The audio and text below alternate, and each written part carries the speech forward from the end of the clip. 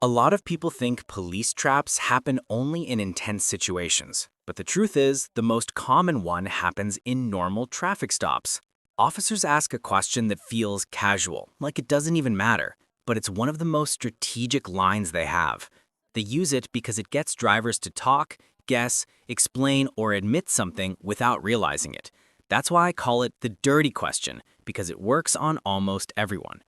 In this video, you'll learn the exact wording officers use, why they use it, and how to respond with confidence and respect. This isn't about causing problems or refusing everything. It's about knowing the smart way to handle a routine stop. If you've ever wondered how a simple line can change the outcome of a traffic stop, this breakdown will show you everything. Watch closely, because this is information every driver should know. Number 1. You don't have anything to hide, right? When an officer asks, "You don't have anything to hide," it sounds like they're trying to move the stop forward, but the real purpose behind this line is completely different. This question is used because it pushes the driver into proving something they never needed to prove in the first place. The moment you try to convince an officer that you have nothing to hide, you step into a conversation where every word becomes important, and every detail you share gives them more to work with. Let's break this down clearly. In a traffic stop, an officer can ask questions, but you're not required to answer anything beyond basic identification when legally required. This question is crafted in a way that makes you feel like you owe an explanation. Without realizing it, most people respond by talking more than necessary, explaining where they were, where they're going, what's in the car, what's not in the car, or why they're nervous. None of this is required, and none of it helps you. The real strategy behind this question is simple.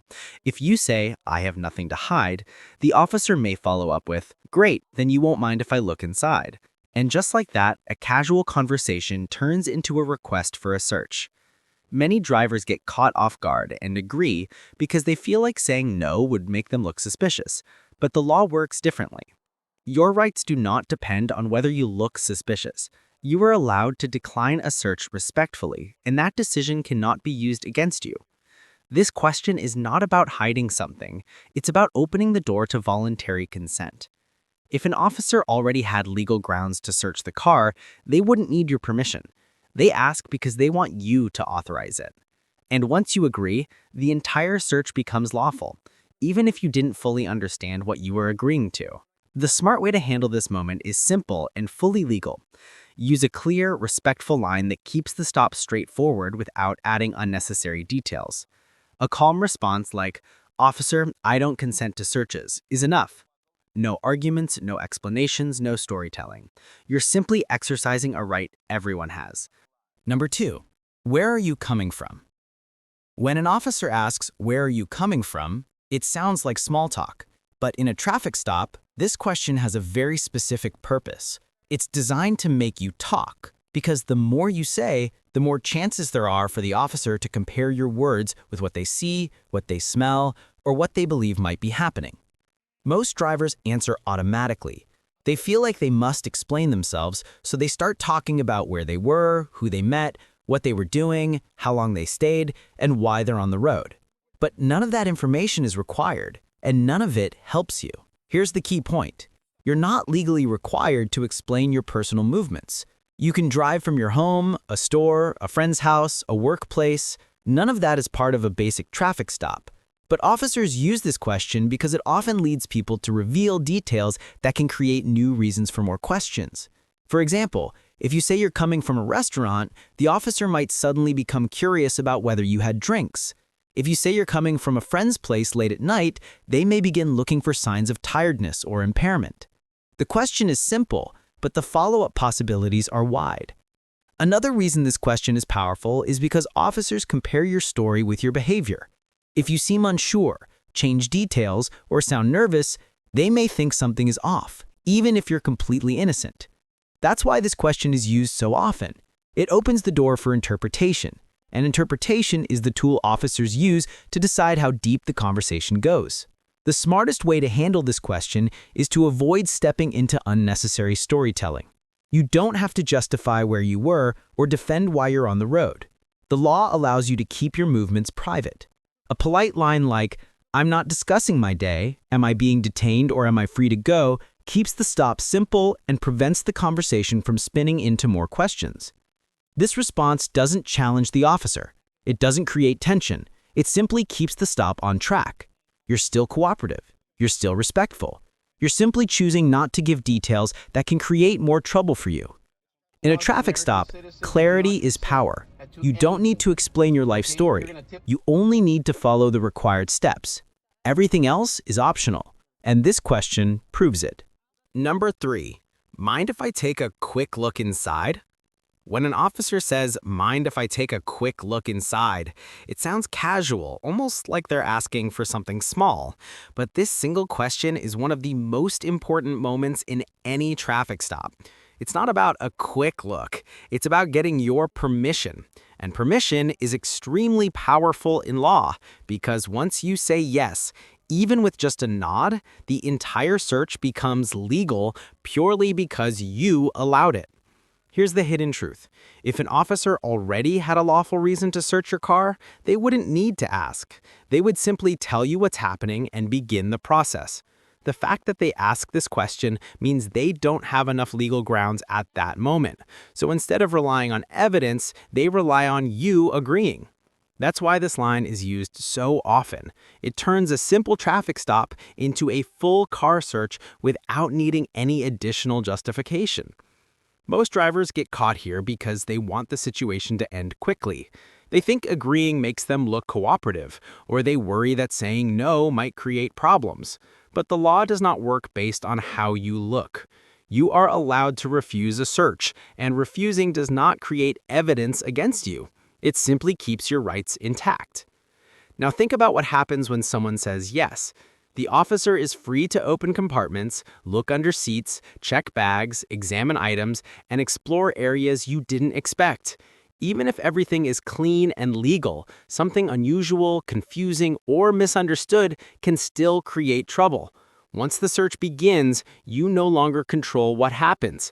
That's why this question matters so much. It shifts control from you to the officer. The best approach is clear and respectful.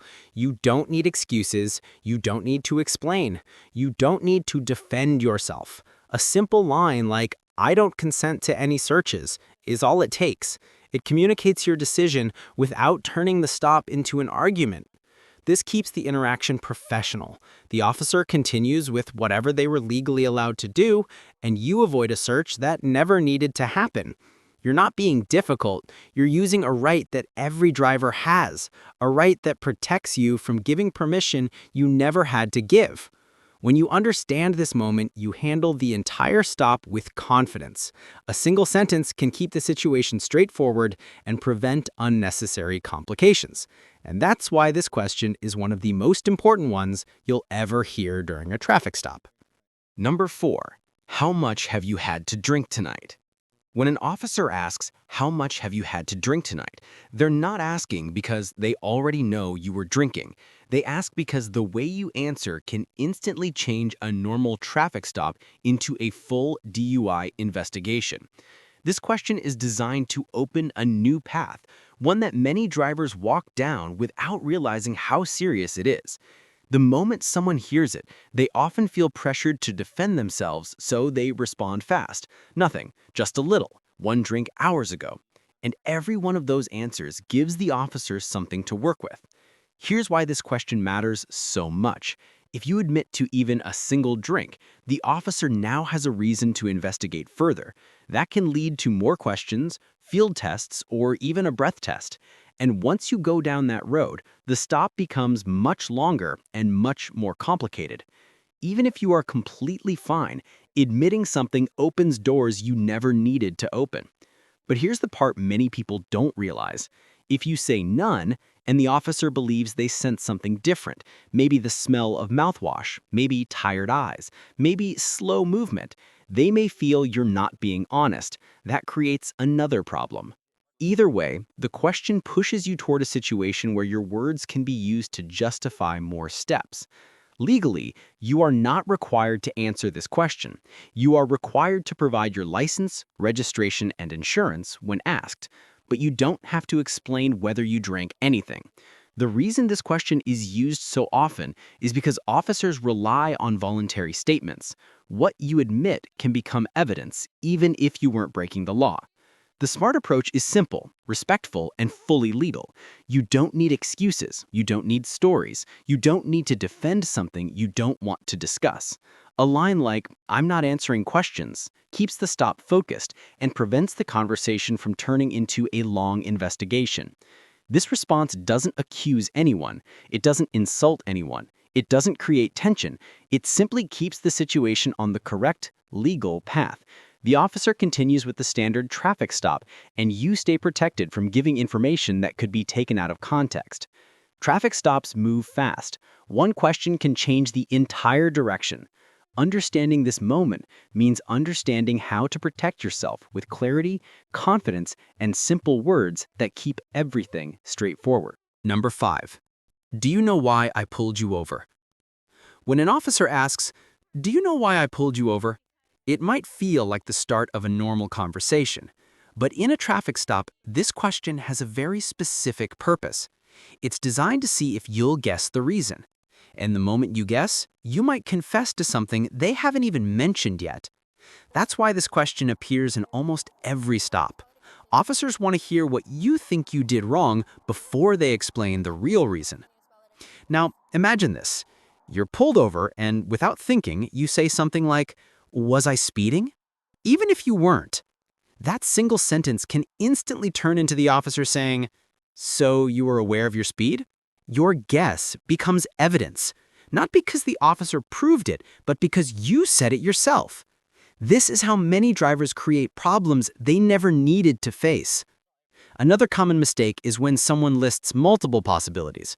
They say, "Was it my turn signal or did I drift a little?" Again, that gives the officer permission to explore issues they hadn't even considered. The more you talk, the more openings you create. And that's exactly why this question is used. It leads people to explain themselves before knowing the actual reason for the stop. But here's the key. Legally, you are not required to guess or admit anything. The officer is supposed to tell you the reason for the stop. That's how the process works. When you start guessing, you're doing their job for them. The law doesn't require you to talk your way into a mistake. The best response is simple, respectful, and always correct. "No, officer. Why did you stop me?" This keeps the responsibility where it belongs, on the officer to state the reason. You avoid guessing, avoid confessing, and avoid creating new issues. This answer doesn't argue, it doesn't challenge anyone. It simply keeps the stop focused on facts instead of assumptions. Once the officer explains the reason, you deal only with that, not a list of extra problems created by your own guesses. Traffic stops often come down to small moments like this. The right sentence keeps everything clean and straightforward. The wrong sentence opens doors you never intended to open. Knowing how to handle this one simple question gives you control, clarity, and confidence during any stop.